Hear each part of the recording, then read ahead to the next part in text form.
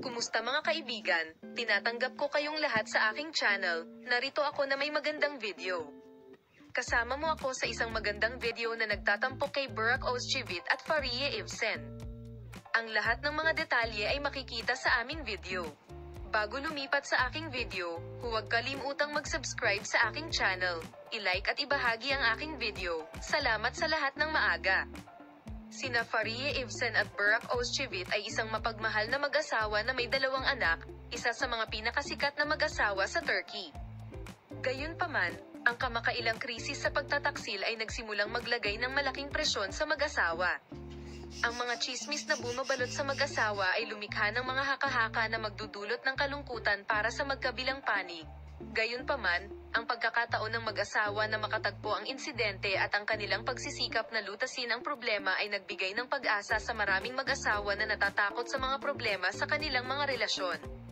Sina Faria Evcen at Burak Ozcevic ay nagpapahiwatig na ang magkabilang panig ay nagtatrabaho sa krisis mula sa unang sandali.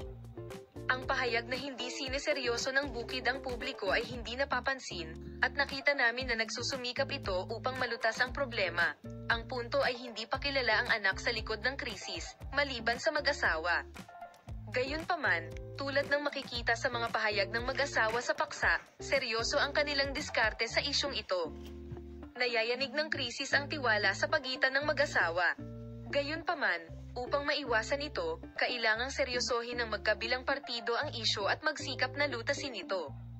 Ang komunikasyon sa pagitan ng mag-asawa ay napakahalaga sa prosesong ito.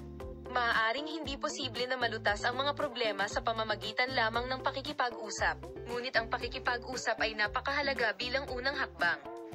Ang relasyon ni Faria Evcen at Burak Ozcevic ay isang halimbawa sa maraming mag-asawa na natatakot na makaranas ng kalungkutan. Ang pagsulong sa prosesong ito ay napakahalaga sa mga tuntunin ng muling pagtatatag ng tiwala sa bahagi ng mag-asawa.